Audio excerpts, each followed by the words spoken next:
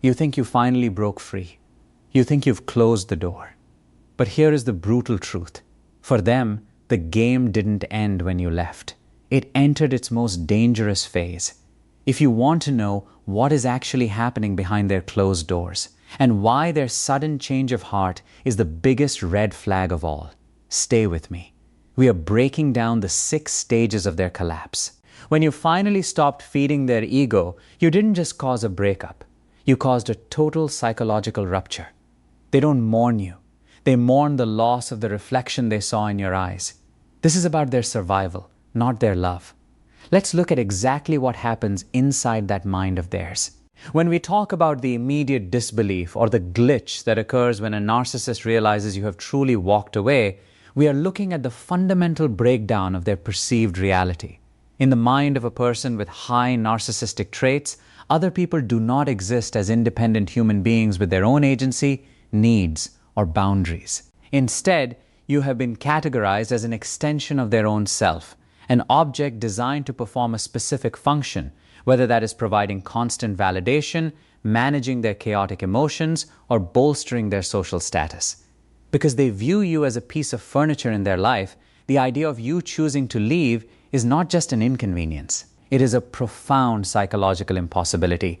When you finally sever the connection and stand firm in your decision to exit, their brain literally cannot process the information correctly. They experience a profound ego wound because the narrative they have carefully constructed, where they are the powerful, irresistible, and superior figure, is suddenly being refuted by your absence.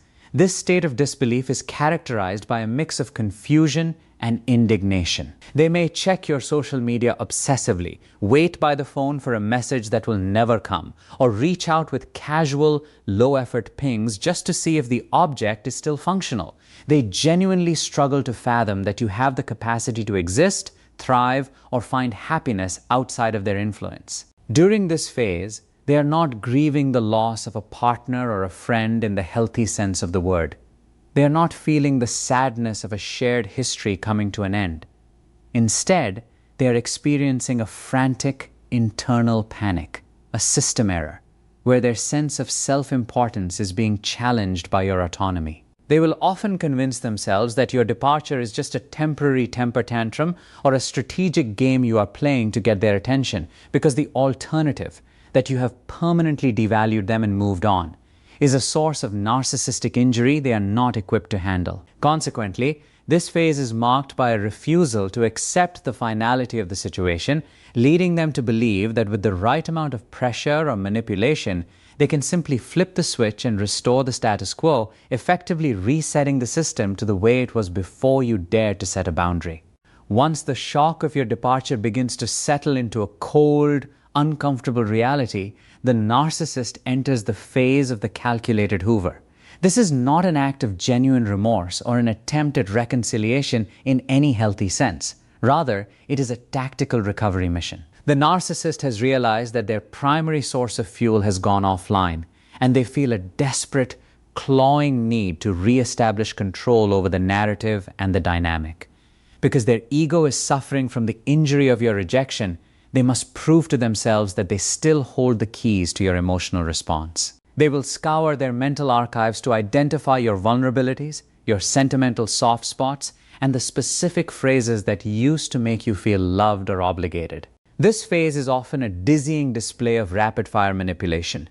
You might receive a flood of messages detailing their epiphany about how much you truly meant to them, or perhaps an admission of fault so perfectly timed and seemingly humble that it catches you off guard. They might use baiting tactics, mentioning a mutual interest, a shared pet, or a crisis that requires your immediate attention to trigger your empathetic nature. Every move they make is designed to force a response, because any response, even an angry one, confirms that they still have a hook in you. They are testing the fence to see which part is weakest. If they can get you to engage, to argue, or to offer a crumb of empathy, they consider the hoover a success. They aren't looking for a partnership. They are looking for a return to the status quo where they are the center of your universe and you are the compliant participant. This behavior is highly surgical and entirely performative. It is a calculated performance, rehearsed in their minds to minimize your defenses and maximize your guilt. They will weaponize nostalgia, spinning tales of the way we used to be, specifically ignoring the abuse, the gaslighting, or the neglect that caused you to leave in the first place. By shifting the focus to a false promise of a better future or an emotional appeal to your past kindness, they attempt to bypass your logic and recenter themselves in your life, hoping to draw you back into the orbit where they can once again exert dominance and silence your newfound autonomy. The initial hoovering attempts fail to pull you back into their orbit. The narcissist experiences a volatile shift toward defensive victimhood. This transition is not born out of a desire for accountability or a reflective look at their own toxic patterns.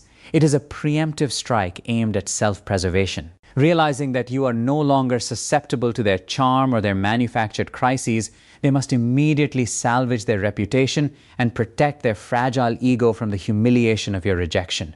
To do this, they construct a new reality where they are the aggrieved party and you are the perpetrator of an injustice. This phase is characterized by a strategic, often aggressive, smear campaign. They begin to weave narratives for mutual friends, family members, or colleagues, framing your decision to leave as proof of your instability, selfishness, or irrationality. By painting you as the villain, they achieve several goals simultaneously. They discredit your potential to speak your truth about them, they gather sympathy from those around them, and most importantly, they externalize their own shame. They cannot sit with the reality that they were rejected. It is psychologically easier to believe that you were the problem all along. Narcissists will often pick and choose specific, out-of-context events from the relationship to support their version of the story. They excel at victim playing because they are masters of emotional projection. They will attribute their own toxic behaviors, such as gaslighting, coldness, or manipulation, to you, describing their actions as mere reactions to your supposed behavior. This allows them to stay centered as the victim, keeping the focus entirely on your failings rather than their own actions. Furthermore, this stage serves as a form of social containment. By isolating you and turning others against you, they ensure that you are labeled the antagonist in the collective memory, which serves as a powerful deterrent against you ever exposing the truth. They are not merely venting, they are cleaning up the scene of the crime before anyone realizes there was a crime to begin with. This shift is essential for them because it allows them to continue their life without ever having to confront the mirror. As long as you are the villain, they remain the hero of their own distorted internal script, fully insulated from the devastating realization that they are the architect of their own abandonment. The stage of pathological replacement is perhaps the most disorienting experience for a survivor, as it reveals the cold, utilitarian nature of the narcissist's capacity for attachment. When you have successfully solidified your departure and the smear campaign has been launched, the narcissist is left with a void that they are psychologically incapable of tolerating. They cannot sit in the silence of their own company, nor can they endure the reflection of their own failures. To do so would force them to confront the devastating shame they have spent a lifetime suppressing. Consequently, they view a new partner not as a person, but as a survival mechanism, a bridge to carry them across the chasm of their own insecurity. This search for a replacement is almost always immediate and frantic, often occurring before the ink has even dried on the end of your relationship. The speed with which they transition to someone new is not an indication that they have moved on, but rather an indication of how deeply they fear their own thoughts. By aggressively pursuing a new source of supply, they achieve several critical functions. First, they provide themselves with the constant external validation necessary to keep their fragile ego inflated. Second, they use the new person as a weapon against you, flaunting the new and improved version of their life to prove that they are perfectly happy and that you were the only obstacle to their joy.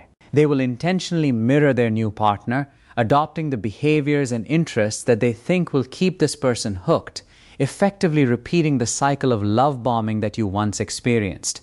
They are essentially running from the ghost of who they were when they were with you, desperate to overwrite their memories with a fresh script. This process is deeply dehumanizing for everyone involved, as the new partner is merely a prop in a performance intended for an audience of one, the narcissist's own fractured self. They do not care about the person they have brought in. They care about the function that person serves in shielding them from reality. When you see them move on so quickly, it is important to recognize that they are not moving forward. They are simply running away, repeating the same patterns of exploitation with a new victim because they have no other way to regulate their internal world. If you are currently watching this and realize you've been stuck in one of these stages, either being hoovered or being smeared, it is time to stop analyzing their behavior and start focusing on your own healing. Hit that subscribe button and turn on notifications, because in the next segment, I'm going to show you how to grey rock them into irrelevance. The stage of internal rewriting is a masterful, albeit deeply pathological, act of psychological revisionism. Once the narcissist realizes that the relationship is truly defunct and their attempts to hoover or smear you have reached a plateau, they face an intolerable internal conflict. They must reconcile their pride with the reality of their abandonment. To resolve this, they embark on a silent, systematic reconstruction of the past. They begin to scour their memories, not to find the truth, but to find the evidence they need to justify why you were never actually important to them. They take the moments where they once professed love and twist them into calculated deceptions, convincing themselves that they were merely playing along or that they were being forced into a role by your supposed demands.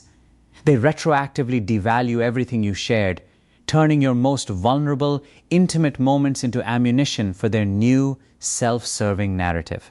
This process is a necessary survival tactic for the narcissist. If they were to acknowledge that they once truly cared for you, they would have to face the agony of loss and the crushing weight of their own behavior. By stripping the relationship of its meaning, they effectively neutralize the pain of your absence. They tell themselves that you were never the one, that you were always flawed, and that they were simply biding their time until someone better came along. They essentially rewrite the script of the relationship so that they become the person who was always in control, the one who was always looking for the exit, and the one who was never truly invested. This revisionism is so complete that they often begin to believe their own lies. They create a version of history where they were the victim of your expectations, or where your personality was the primary cause of every conflict that ever occurred. By turning your history into a wasteland of mistakes or lessons, they protect themselves from the reality that they failed to keep a healthy, authentic connection.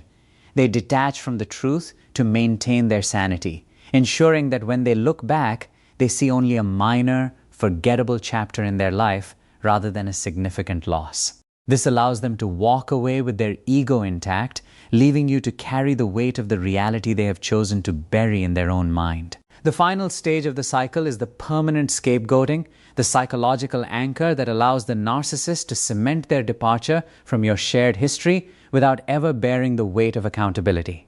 In this phase, you are no longer just an ex-partner. You are the repository for everything the narcissist despises about themselves. By casting you as the ultimate villain of their story, they successfully offload their shame, their failures, and their capacity for toxicity onto your shoulders. They need this externalization to function. If they were to integrate their own flaws, their fragile ego would likely collapse under the pressure. Therefore, they cultivate a fixed, immutable image of you as the catalyst for all their misery. Whether they are talking to their new supply, their friends, or even reflecting in the dark, you are the person who ruined things, the unstable one, or the ungrateful partner who could never appreciate their grand gestures. This narrative is not based on who you actually are, but on who they need you to be to remain the protagonist of their life. This scapegoating is permanent because it serves a vital protective purpose. It justifies their cruelty and provides them with a get-out-of-jail-free card for every mistreatment they inflicted upon you. If you are the villain, then everything they did, the gaslighting, the cold shoulders, the manipulation, was merely a necessary reaction to your behavior. They convinced themselves that they were forced into becoming the person they were because you left them, no other choice. This allows them to maintain their sense of moral superiority even when the evidence is overwhelmingly to the contrary. They will hold on to this grudge as a shield, ensuring that they never have to look inward or wonder why they are perpetually trapped in a cycle of toxic relationships. By locking you into this role, they achieve a twisted form of closure where they feel vindicated in their decision to devalue you. They effectively burn the bridge behind them, not just by walking away, but by setting fire to the memory of who you were, ensuring that no matter what the truth is, the version of you that exists in their mind is forever distorted, leaving you to move forward while they remain safely cocooned in their own elaborate, self-serving mythology. Although you previously identified 6 primary stages, the 7th stage, often referred to as the discard maintenance or silent erasure, is where the narcissist attempts to achieve a final, cold indifference. Once they have successfully painted you as the villain and replaced you with a new source of supply, they must solidify their detachment to ensure you no longer disrupt their new reality. This is not about healing or moving forward in a healthy way. It is about the total suppression of any memory that might trigger a moment of introspection. They begin a process of deliberate dehumanization. They will systematically remove all traces of your existence from their digital and physical spaces, not because they are cleaning up, but because they are aggressively purging the evidence that they once needed you. In their mind, you have ceased to be a person and have become a glitch in their history that must be patched out. During this stage, you may notice that if you attempt to reach out or if you cross paths, they treat you with an eerie, hollow blankness. This is the most dangerous form of projection because it is designed to make you feel like you never mattered at all. They are performing their own indifference for an audience, usually themselves or their new partner, to prove that they have conquered the emotional injury of your departure. They effectively ghost the memory of the relationship. They will avoid acknowledging any shared experiences, acting as though the years you spent together were either non-existent or mere moments of fleeting boredom. This erasure is a defensive mechanism to prevent you from ever having the power to affect them again.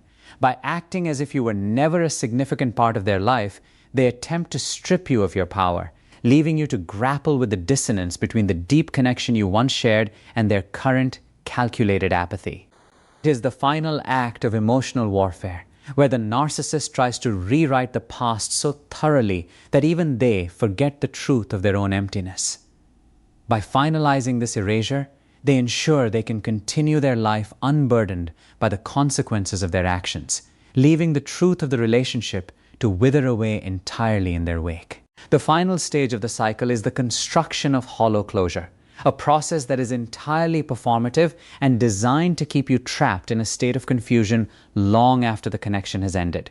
When a narcissist decides to close the book on a relationship, they do not do so with the grace, accountability, or clarity that one would expect from a healthy individual. Instead, they provide a form of closure that is intentionally crafted to prioritize their own narrative and ease their own internal discomfort. This often manifests as a final, dramatic statement, a letter, a cold conversation, or a cryptic social media post that purports to offer the truth or an explanation for why things failed.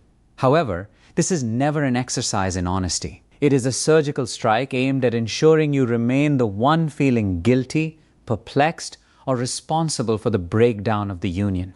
Narcissist's version of closure is riddled with gaslighting, where they will flip the script one last time to ensure they occupy the moral high ground. They might act magnanimous, claiming they forgive you for your perceived faults, or they might play the martyr, lamenting how they gave you everything only to be discarded in return. By doing this, they attempt to cement their role as the misunderstood victim, while simultaneously framing you as the person who was too damaged or too ungrateful to appreciate their generosity. This is a calculated final maneuver. They know that by offering a distorted version of the truth, they can keep you ruminating, questioning your own reality, and searching for logic in their irrationality. They do not want you to find true closure, because true closure would mean you have effectively processed your feelings, accepted the truth of the dynamic, and moved on to a life where they no longer exist. Instead, they provide fake closure to keep you tethered to them mentally. By leaving you with a lingering sense of doubt or a desire to correct the record, they ensure that you continue to invest emotional energy into them even in their absence. This keeps their influence alive in your head, effectively serving as a lingering supply that feeds their ego from afar. It is a brilliant, albeit cruel, strategy They walk away appearing as the one who handled the end with maturity, while leaving you to navigate the fallout of a narrative that has been twisted to protect their image at your expense. True closure does not come from them. It is something you must grant yourself by recognizing that their version of the end was never about the truth, but about their desperate need to win the final chapter. The conclusion of this cycle is not found in their reaction to you, but in your radical acceptance of what they are. You have walked through the 6 stages, from the initial shock of their confusion to the calculated hoovering, the smear campaigns, the desperate replacement, the revisionist history, and the final, hollow attempts at closure. What becomes clear through all of this is that the narcissist is trapped in an endless, agonizing loop of their own creation. They are forever tethered to a cycle of external validation, incapable of genuine self-reflection or growth because they are terrified of the emptiness that lies beneath the mask. When you understand that their behavior is a rigid, predictable defense mechanism, the power they once held over your emotions begins to evaporate. Their smear campaigns, their attempts to rewrite your shared history, and their frantic search for new supply are not reflections of your worth or the truth of your relationship. They are merely the frantic survival tactics of an insecure ego that cannot handle the autonomy you have rightfully claimed. You were never a villain, an object, or a mistake. You were simply a human being who woke up to the reality of the dynamic and chose your own well-being over their control. The most profound realization you can reach is that you do not need their validation, their apology, or their version of the truth to find peace. Closure is not something that is gifted to you by the person who hurt you. It is a boundary you set for yourself. By refusing to engage in their revisionist narratives, by ignoring their performative hoovers, and by detaching from the need to make them understand your perspective, you effectively break the cycle. They will continue to repeat their patterns, moving from person to person, seeking a reflection they can never truly keep. You, however, have the opportunity to exit the stage entirely. Your liberation begins the moment you stop waiting for them to acknowledge the truth and start living in the truth you have already found. The game only continues as long as you agree to play. Once you see the machinery behind their curtain, you are finally, irrevocably free.